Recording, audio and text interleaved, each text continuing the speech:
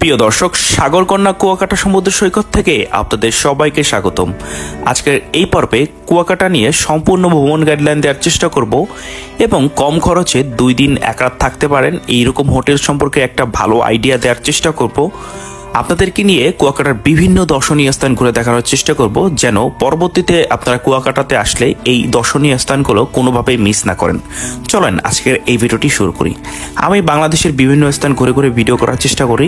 আমার চ্যানেলের কন্টেন্টগুলো যদি আপনাদের ভালো লেগে থাকে সেক্ষেত্রে আমার ইউটিউব চ্যানেলটি সাবস্ক্রাইব করে দেবেন এবং ফেসবুক পেজ থেকে যারা ভিডিওটি দেখছেন তারা ফেসবুক পেজটি ফলো করে পাশে থাকবেন।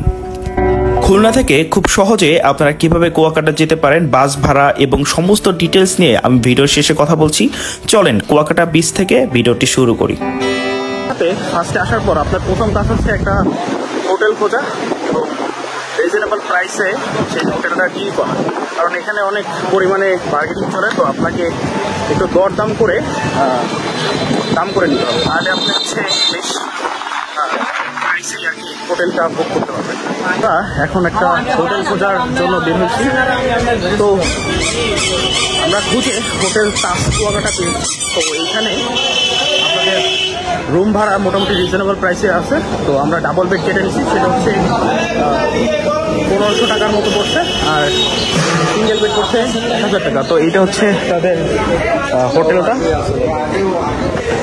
আপনারা যেটা বললাম যে একটু বার্গেনিং করে নেবেন, তাহলে কিন্তু কম দামে পেয়ে যাবেন সব কিছু।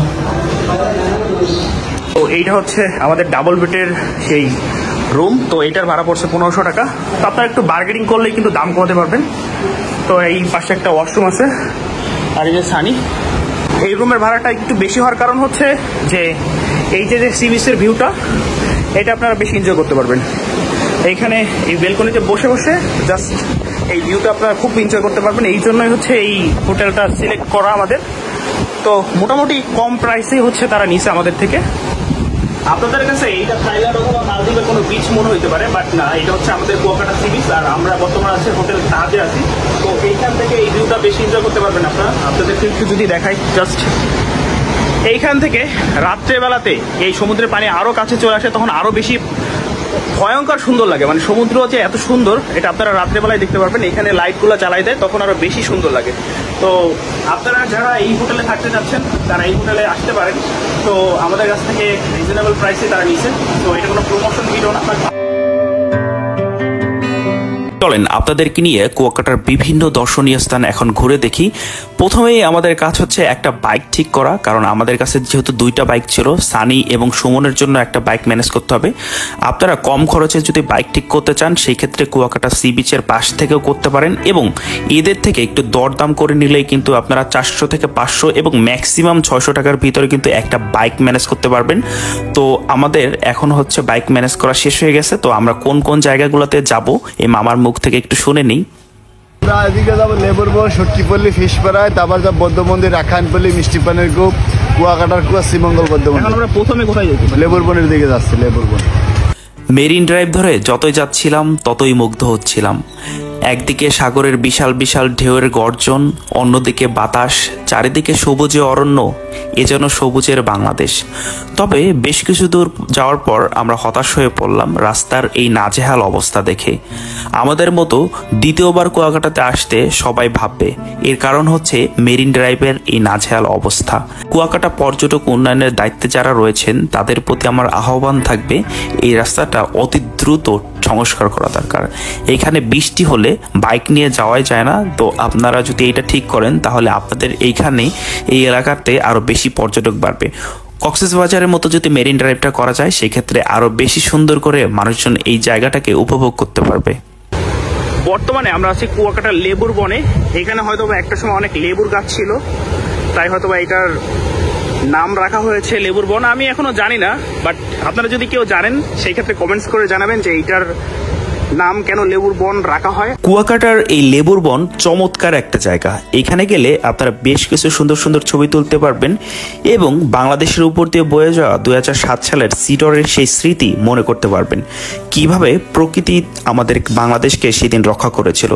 তো চলুন আপনাদেরকে নিয়ে মিস্ত্রিপাড়া থেকে ঘুরে আসি। এখন আমরা লেবু বাগান থেকে যাচ্ছি মিস্ত্রিপাড়াতে। তো আপনাদেরকে নিয়ে যাওয়া এখানে বেশ সুন্দর জায়গা, অনেকেই ছবি তুলতেছে, অনেকেই তার প্রিয়জন তোমাদেরকে নিয়ে ঘুরতে আসছে, তো আপনারা চাইলে কিন্তু আসতে। প্রিয় দর্শক, বর্তমানে আমরা চলে এসেছি মিস্ত্রিপাড়াতে। তো এইখানকার প্রধান আকর্ষণ হচ্ছে রাখাইন জাদুঘর। তো আপনাদেরকে নিয়ে এটার ভিতরে প্রবেশ করব এবং এইখানকার মূল আকর্ষণ রয়েছে একটা প্রতিমা, যেটার উচ্চতা রয়েছে 30 ফুটেরও বেশি। তো ধারণা করা হয় এটা 2018 সালের দিকে উদ্বোধন করা হয় পর্যটকদের জন্য। চলেন আমরা ভিতরে প্রবেশ করি এবং এই মূর্তিটা আপনাদেরকে নিয়ে দেখি।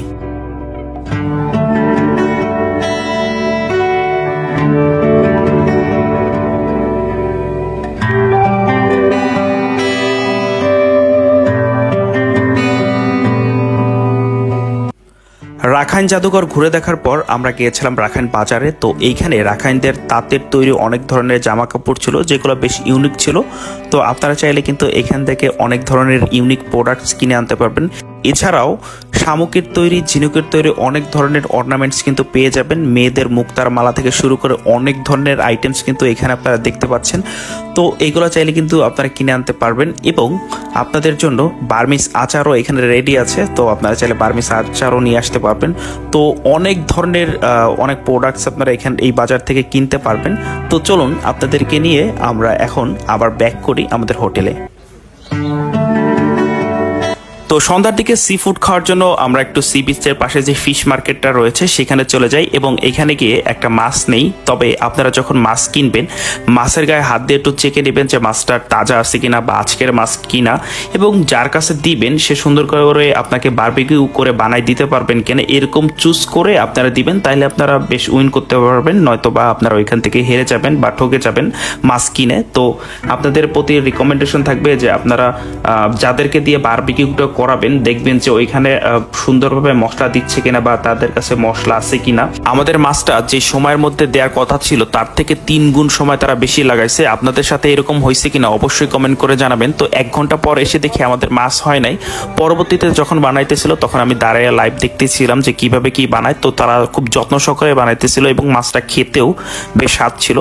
তো আপনারা যখন একজন এইখানে থাকবেন তখন হচ্ছে আপনাদের মাছটা বেশ দ্রুত দেওয়ার চেষ্টা করবে, নয়তো বা আপনাদের কথা আপনাদের মাথায় থাকবে না। তো আপনারা ওইখানে বসে থাকবেন অথবা একটু পর পর আপনারা জিজ্ঞেস করবেন যে মামা হয়েছে কিনা। তো এই ছিল আজকের এই ভিডিওটি। আজ একদিনের ভিডিও আমার ফোন থেকে সম্পূর্ণরূপে ডিলিট হয়ে গেছে। তো এই কারণে গোসলের ভিডিও বা যাওয়ার ভিডিও অনেক ভিডিও আপনাদেরকে দেখাইতে পারি নাই, অনেক স্পটের ভিডিও মিসিং পড়ে গেছে। তো পরবর্তীতে আবার কোনো দিন আপনাদেরকে কুয়াকাটার সমস্ত স্পট আপনাদেরকে আবার দেখানোর চেষ্টা করব। তো এইবার বলি আপনারা খুলনা থেকে কিভাবে যাবেন। খুলনা থেকে নর্মালি সকালের দিকেও বাস যায় আমাদের সোনানাগা থেকে 7 স্টার, এবং আপনারা কিন্তু নিউ মার্কেট থেকে বিআরটিসিতে করে যেতে পারবেন, যেখানে আপনার এসি বাসে আপনার খরচ পড়বে 800 থেকে 900 টাকা এবং নন এসিতে 500 থেকে 600 টাকার ভিতরে কিন্তু আপনারা কুয়াকাটাতে যেতে পারবেন। এবং রাতের বাসে গেলে আপনাদের বেশ ভালো হবে, সকালের বাসেরও আপনারা চাইলে যেতে পারবেন। তো এই ছিল আজকের এই ভিডিওটি কেমন লেগেছে অবশ্যই কমেন্ট করে জানাবেন এবং ইউটিউব চ্যানেলে যারা নতুন দর্শক আছেন তারা ইউটিউব চ্যানেলটি সাবস্ক্রাইব করবেন এবং ফেসবুক পেজ থেকে যারা ভিডিওটি দেখছেন নতুন হয়ে থাকলে আমার পেজটি ফলো দিয়ে পাশে থাকবেন। Thank you so much for watching this video.